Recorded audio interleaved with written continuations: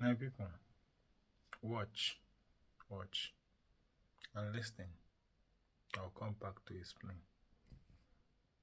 No woman is ever yours, whether married or not.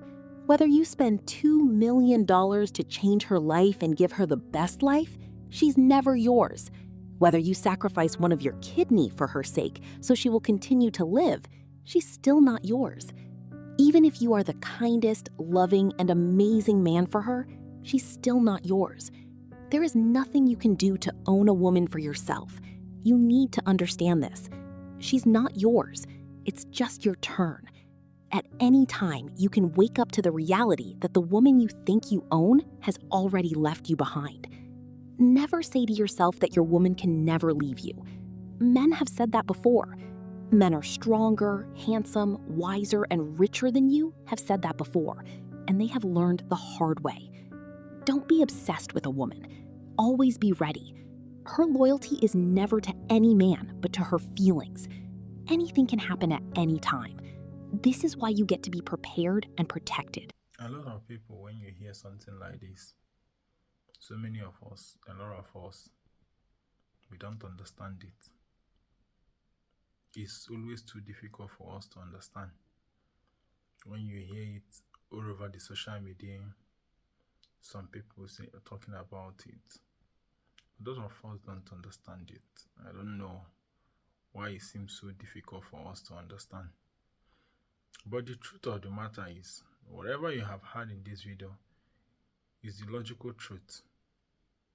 And every man that doesn't work basically on logic is not yet a man, but a boy still looking for his way to become a man. He's still lost in the shadows and is not yet to be identified as a man. Every man is supposed to know this down to his bone, that no woman on this earth is practically or actually yours. You are just on a borrowed time. Even the woman you married her on a borrowed time. So the real question you're supposed to be asking yourself today is, what is the benefit in which this person I have borrowed is bringing to me?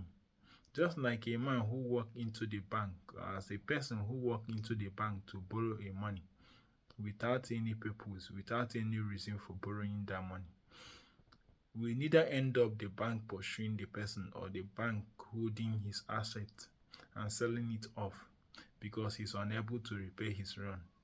The same thing goes to a man who goes to a woman's house to marry her without knowing what this woman can do for her within the short period in which he is following that woman. A woman giving birth for you, as some people may be deceived, is not actually yours.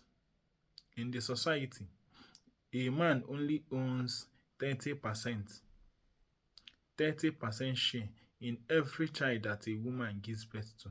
So if you're holding only 30% share and the woman is holding 70% share, who is the real owner of that company?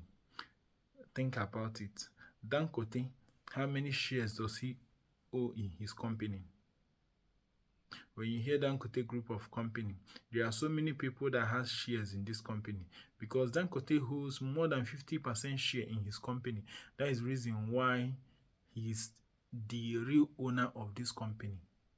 If Dangote holds lesser than the other shareholders and the other shareholders combine comes together to appoint another person as the CEO or the chairman of that company, automatically Dangote share will no more longer stand as Dangote Group of Company. So as a man, when you are owing only how many percent share? Ask yourself, 30, 30% share. That makes you a pass-by shareholder. You are not a full member. So when a woman gives birth to a child, don't think that, oh, um, automatically this child is fully mine. No, no. That is the confusion there. The child belongs to the woman. The woman is the major shareholder of that baby, and you are the light shareholder of that baby. So that does not stop you from pouring your love and care for this baby.